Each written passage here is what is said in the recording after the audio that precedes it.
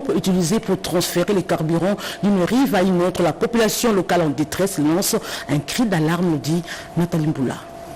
Prise dans une vidéo amateur, cette flamme rouge qui monte comme dans un film d'action est issue d'un incendie d'origine criminelle mais qui est venu consumer le tablier du pont Zoro sur la route nationale numéro 26 dans les Hauts-Touélé, pourtant écroulé depuis le 13 février dernier à la suite d'un tonnage excessif du ciment gris mais non encore démonté. Comme qui dirait, le malheur ne vient jamais seul. Des sources concordantes indiquent que ce deuxième drame est survenu dans la nuit de mardi 1er à mercredi 2 avril 2025 lorsque les sujets étrangers à pleine manœuvre de transphasage du carburant d'un camion citerne situé à la rive droite à provenance de Ouatia vers un autre stationné à la rive gauche dans le territoire de Faradje au moyen d'une motopompe au lieu du déchargement et du rechargement manuel comme c'est le cas pour tout le monde. Un dysfonctionnement survenu sur la motopompe aurait craché du feu sur le pont pour l'achever complètement. Cet incendie aggrave une situation socio-économique déjà précaire pour les communautés riveraines. À Bunia, la police nationale congolaise a clôturé son premier trimestre avec un bilan sécuritaire positif malgré un contexte régional tendu. C'était un cours d'une parade organisée pour rappeler les défis et les priorités de la sécurité locale. Olivier Baïmoka nous en dit un peu plus.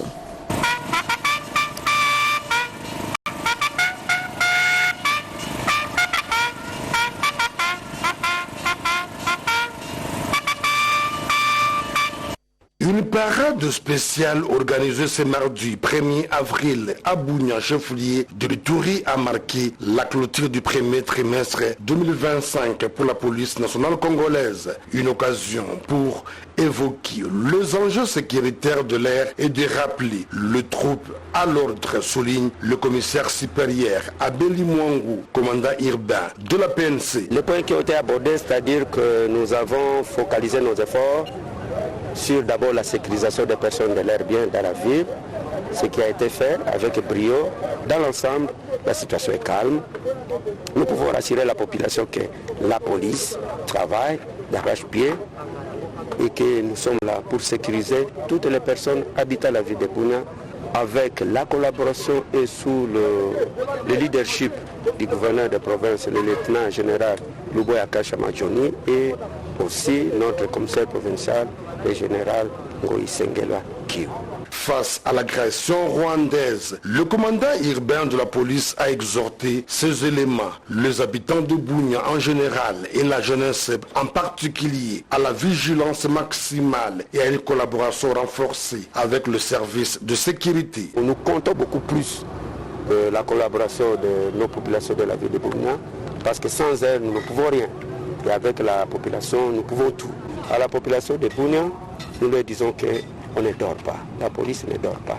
La police est là pour sa sécurité. Une parade à laquelle des autorités urbaines ont également pris part. Occasion pour le commissaire supérieur Abeli Mwangu d'exprimer sa reconnaissance au chef de l'État, Félix Antoine Tshisekedi Tshilombo, commandant suprême de la police et des forces armées, pour avoir pensé à améliorer la prise en charge des éléments de l'ordre, garant de la sécurité et de l'intégrité territoriale du pays. Un diplôme de mérite a été décerné à la questeur adjointe de l'Assemblée nationale, Grace Nema, pour son engagement social et politique. C'était à la clôture du mois de la femme organisé dans la commune de Lemba. Alim Balaka, Patrick Badibanga ont signé ce reportage.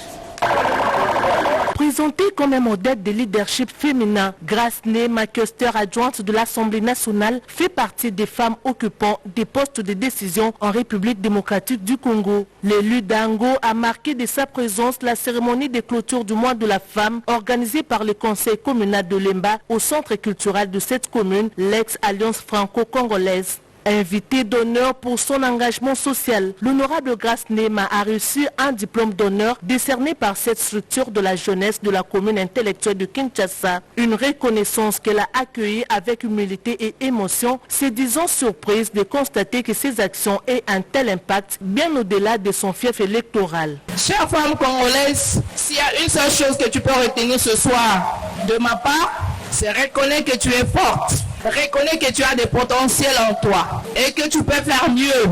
Tu as une part à jouer pour l'avancement de notre pays. Aux a potentiel et ce pays a besoin de toi. Je pense qu'avec cet esprit d'unité, cet esprit de détermination, cet esprit de courage que nous avons, et je crois que Dieu bénisse le président de la République qui ne dort ni ne sommeille. Que Dieu bénisse tout et chacun. Avant la remise des diplômes aux différentes femmes nominées, une brève projection des actions et œuvres sociales de la questeur adjointe de la Chambre basse du Parlement a été diffusée. Le public venu nombreux a ainsi pu découvrir les domaines dans lesquels excellent cette jeune et dynamique femme politique. La cérémonie a également été marquée par diverses activités, notamment une performance des femmes sportives, un concours culinaire, de la danse, un défilé de mode, ainsi que la remise des diplômes de mérite aux femmes qui se sont distinguées dans la société congolaise.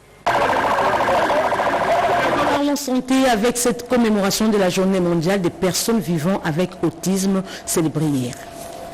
Le 2 avril de cette année n'a pas dérogé à la règle. Le monde entier a célébré la Journée mondiale des personnes vivant avec autisme. Regroupée au sein de l'ONG Congotisme, que dirige sa présidente nationale Elodie Bokambulu Diakité, les enfants vivant avec autisme, accompagnés de leurs parents, ont célébré cette journée dans les 3 districts de la ville de Kinshasa, à savoir Tchangou, Lukunga, Moamba. Même cérémonie remarquée à Bruxelles, capitale de la Belgique. Plusieurs activités récréatives et des réjouissances ont été organisées dans les 3 sites. Une façon de redonner du sourire à ces enfants autistes, tel que l'explique M. Kalala, secrétaire général du Congotisme. Journée mondiale, il y a sensibilisation à l'autisme.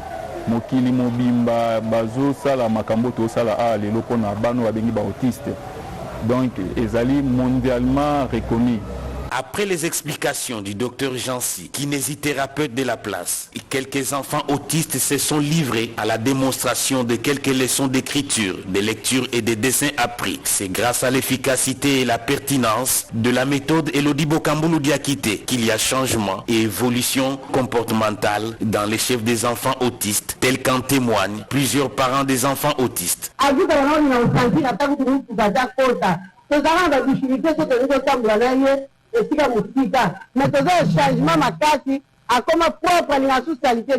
Israël avait un niveau sévère, donc il ne parle, il ne communique pas, il faisait ma besoin tout seul. Dans les 3 mois, Israël est très fidèle na discipline à utiliser toilette, et pour nous en tout cas, c'est un grand changement. Une conférence débat sur la participation politique des femmes vient d'être organisée par le réseau national des femmes et des hommes renouvelés pour la transformation de la RDC. Un accent particulier a été mis sur l'importance d'un leadership équilibré et la promotion de la femme. Anim Balaka et Patrick Badibanga ont signé ce reportage.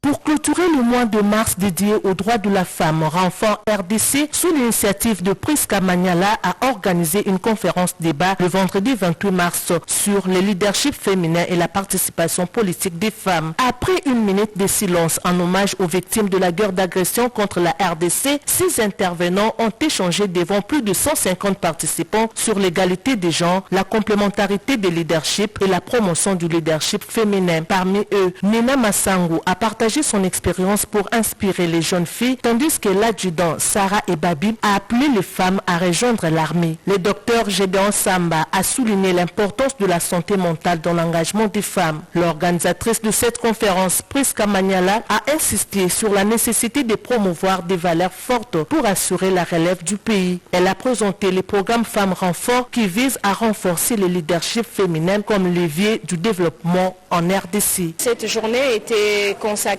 à célébrer ces femmes qui ont pu se frayer un chemin, mais aussi sensibiliser les jeunes filles qui cherchent à accéder à cette table de prise de décision, leur présenter des modèles qui leur font savoir que ce n'est pas impossible, ce n'est pas un secret, ce n'est pas un tour de magie, c'est possible d'arriver à la table de prise de décision, mais aussi parce que nous voulions insister sur les valeurs et les vertus que doivent incarner ces jeunes qui veulent accéder au poste de prise de décision. L'amélioration des infrastructures dans la province du Kasaï-Chikapa, c'est le leitmotiv de la descente du gouverneur Crispin Mukendi à Bondo pour inspecter l'évolution des travaux de construction de la route variante sur la nationale numéro 1. Après Kamwesha et Kalebo, le gouverneur Crispin Mukendi s'est rendu le mercredi 26 mars 2025 à Bondo et Luangue dans le secteur de Mapende en territoire de Chikapa pour inspecter les travaux de construction d'une variante sur la RN1 axe Chikapa qui quitte vers Kinshasa, capitale congolaise. Accompagné d'une forte délégation composée des techniciens de l'office de route et du bureau technique de contrôle ainsi que de quelques membres de son gouvernement. Le gouverneur Crispin Mukendi a débuté sa visite d'inspection au niveau de Kambongolo dans la ville de Chikapa où la RN1 s'était affaissée. Satisfait du finissage de travaux exécutés par l'office de route, l'autorité provinciale a félicité l'office de route soupé avant de poursuivre sa mission de contrôle dans le village Bondo situé à 100 km de la ville de Chikapa où les travaux lancés sur le pont érigé sur la rivière portant le même nom sont en train d'être exécutés par l'office de route.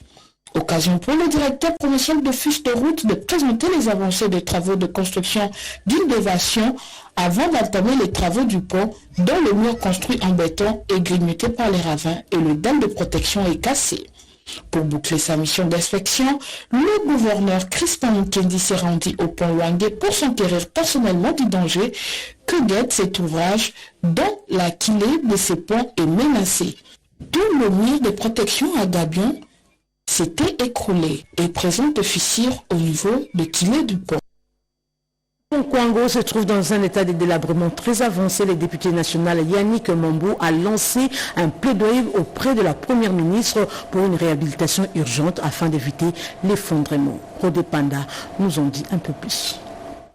Le pont Kwango, c'est un géant ouvrage d'intérêt socio-économique de base pour le Grand Bandundu, Grand Kasaï et pour l'ensemble du pays, long de 270 mètres, risque l'effondrement si rien n'est fait. Dans un délai recourt, dans un temps record, préoccupé par cette situation, l'honorable Yannick Mambou, membre du caucus des députés nationaux du Congo, a saisi la première ministre Judith Suminwa lors de son récent passage dans ces coins du pays en campagne patriotique. Les dangers qui guettent ces ponts a été présenté par l'élu du Congo Yannick Mambou avec détails et précision sur place.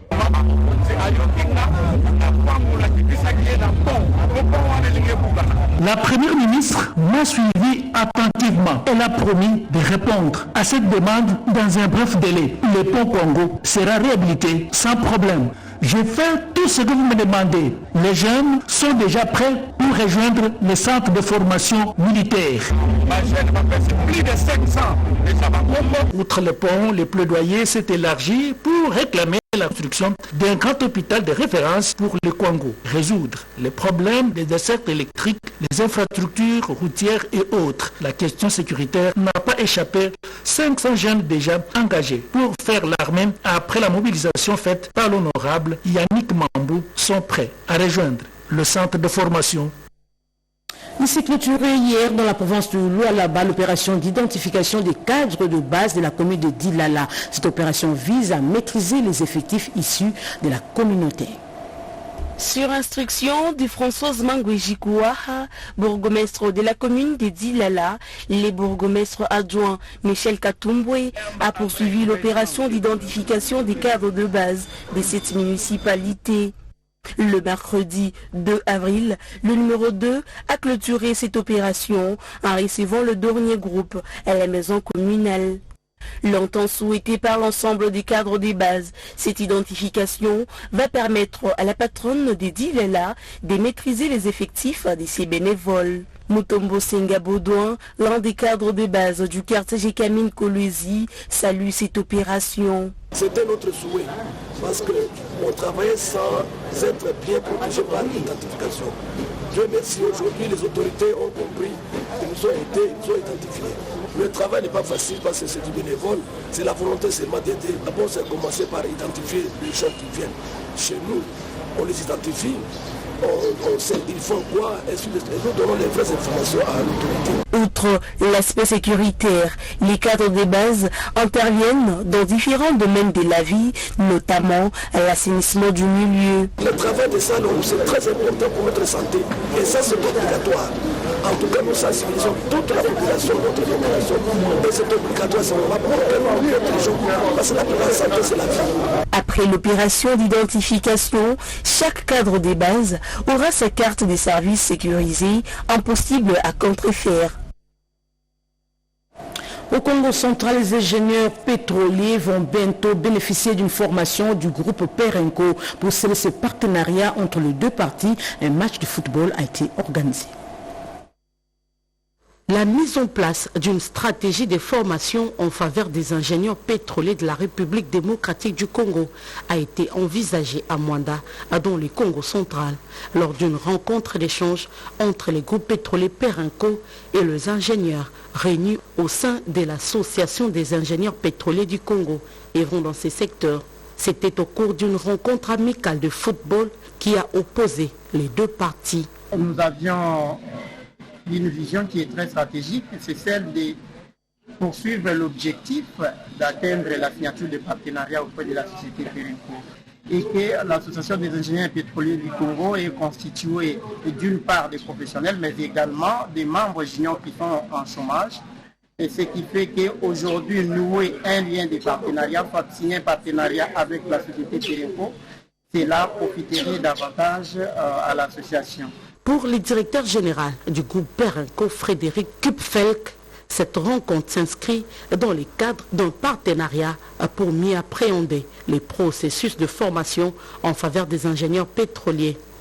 Il y a un accompagnement. La meilleure preuve, c'est que tous les ans, nous formons presque 1000 personnes au travers d'une barge de formation qui est une barge itinérante qui fait l'ensemble des filiales du groupe, dont 100 personnes extérieures qui ne font pas partie du groupe Perenco, qui était de la Sonaï droite. Dans ces 900 personnes, les 80% sont des sous-groupes. La RDC terre d'opportunités, le secteur pétrolier devait jouer un rôle important pour son développement.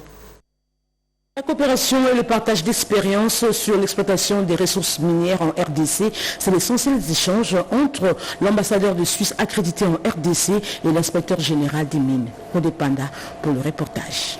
À son arrivée, l'ambassadeur Jasper Sarotte a bénéficié d'une visite guidée de différents départements de l'inspection générale des mines où l'inspecteur général Didier Kakou Kingwabidi et chaque chef de département ont pris le temps d'expliquer les missions et les activités de chaque service. L'événement a également été l'occasion de faire le point sur les récents voyages de l'inspecteur général des mines en Suisse, qui a eu dans le cadre d'une formation organisée par l'Institut de fédéralisme de l'Université de Fribourg en collaboration avec le Centre d'amitié Suisse-RDC sur la gouvernance des ressources en RDC. Cet échange a permis de renforcer les liens de collaboration entre les deux pays, notamment dans le domaine de la gestion des ressources minières. Très satisfait de cette rencontre, l'ambassadeur suisse en RDC a souligné l'importance du partage d'expériences entre les institutions suisses et congolaises afin de développer des actions concrètes de collaboration. Une première, c'est une opportunité de connaître plus de ce secteur très important pour le pays, qui tient à cœur à nos relations bilatérales parce qu'il y a aussi des investissements suisses, notamment dans le secteur minier. Mais c'était tout d'abord une visite aussi pour faire un peu le point sur une récente visite de l'inspecteur en Suisse, donc de partager les expériences entre nos deux pays et ce qui permet toujours aussi de développer des axes et des pistes de collaboration. L'inspection générale des mines, qui joue un rôle essentiel dans la régulation du secteur minier en RDC, voit dans ces échanges une opportunité d'améliorer ses pratiques et de renforcer ses compétences dans le secteur minier, domaine stratégique pour l'économie de la RDC. Vous le savez, la session ordinaire de mars 2025 a ouvert ses portes dans toutes les provinces de la RDC. Je vous propose à présent de suivre ce qu'a été cette ouverture dans la province de la Lomami. Le président de l'Assemblée provinciale de Lomami, Patrick Ilolongoye, a ouvert officiellement la session ordinaire de mars 2025 en présence du gouverneur de province, Maître Ironfan Kalombo Moussoko, et bien d'autres cadres de la province invités pour la circonstance. Patrick Ilolongoye a condamné l'occupation d'une partie de la République démocratique du Congo par les rebelles de l'AFC M23 soutenu par les Rwandais. Pour cela, une minute de silence a été observée afin d'honorer la mémoire des Congolais, des FARDC et les Wazalendo qui sont tombés au front. Un vibrant hommage a été rendu au chef de l'État Félix-Antoine Tshisekedi Tshilombo pour les efforts qu'il fournit afin de finir cette agression par la voie diplomatique. Avant d'annoncer au public le contenu de la matière de cette session. L'adoption du budget de l'Assemblée provinciale, exercice 2026, l'examen et adoption de la rédition des comptes, exercice 2024, les contrôles de la gestion des finances publiques de la province, les contrôles des ressources de l'Assemblée provinciale de Lomami, examen des projets de proposition dédiés à l'Assemblée provinciale de Lomami, que je déclare ouverte la session ordinaire de mars 2025 à l'Assemblée provinciale de Lomami. Aux affaires coutumières, Michel Mbaya, c'est le nouveau président provincial de l'Alliance nationale des autorités traditionnelles du Congo, ANTC en sigle. Selon le président national, il sera investi de demain, nous dit Gaëtan Magalano. L'Alliance nationale des autorités traditionnelles du Congo, ANTC officiel, aura un nouveau président provincial de Kinshasa. L'annonce a été faite dans l'une des langues nationales par le vice-président national de cette organisation. À 8h juste, retrouvons-nous tous pour installer Papa Michel Mavita Mbaya, lieu de rencontre Kozala, na boulevard Njoko, cabine Mbangu, référence 4 pays. Prévu pour ce vendredi, cette intronisation entrera dans la vision du président Félix Tshisekedi pour mettre fin aux différentes poches de conflit. Mwana na bino azako bengisa bino boya bomona ye bopesa ye lokumu. Au Kassai central, l'université pédagogique de Kananga a une nouvelle équipe de coordination des étudiants. C'est les résultats des élections organisées dans cet alma mater qui vient également de boucler le premier trimestre de cette année. C'est au terme d'un processus qui a respecté les principes d'une véritable élection démocratique, marquée notamment par la manifestation des ambitions, la campagne électorale et l'élection proprement dite, que cette nouvelle équipe a été élue. Au terme d'une élection après-midi disputée entre 4 candidats, dont une candidate, supervisée par les membres du comité de gestion, sous la coordination directeur de l'UPECAN, le professeur ordinaire Frédéric Nukamu Pangila, Mathieu Mbumba, de la faculté de psychologie et sciences de l'éducation, est élu avec 166 voix. Le nouveau porte-parole des étudiants est secondé par des adjoints, Marie Kapeta et Pierre Lutumba. En agissant ici, l'UPECAN, qui se distingue par la formation des experts technoscientifiques et pédagogiques, se conforme aux instructions officielles, affirme son recteur, le professeur ordinaire Frédéric Nukamu Pangila. Il s'agit d'appliquer le texte qui est juste le fonctionnement des établissements de l'enseignement supérieur universitaire, qui est un partenaire principalement dans la gestion de l'établissement. C'est lui qui est l'œil qui défend les intérêts des étudiants dans tout ce que nous faisons. Il s'agit d'une responsabilité que cette équipe est prête à assumer, indique le nouveau porte-parole. En harmonisant les relations entre les comités de gestion et aussi la communauté étudiantine. Et pour terminer, souvent, ce qu'a été la clôture du mois sacré des Ramadans dans la province du Koulou.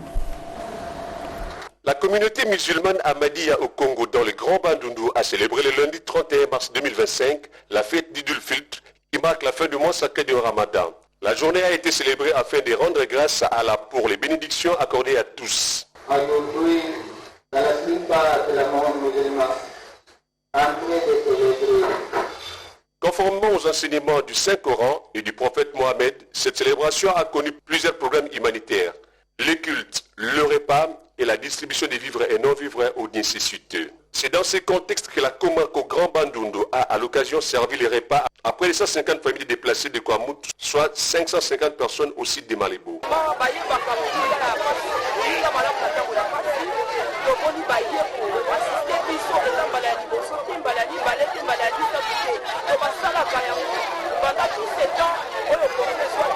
À Moussi, Bagata, Tabaski et Bandundu, la célébration était totale. Pour les musulmans, le jeûne, qui est le troisième pilier de l'islam, n'est pas à considérer pendant le ramadan comme un fardeau inutile. Ahmed Farid Bati, missionnaire provincial de la Komako Bandundu, précise. Aujourd'hui, nous sommes en train de célébrer les fêtes de Eid al-Fitr. Tous les fêtes, tous les joies, ça réside quand nous sommes obéissants avec notre Dieu Allah. C'est nécessaire que nous respectons notre Dieu et nous adorons avec bonne manière.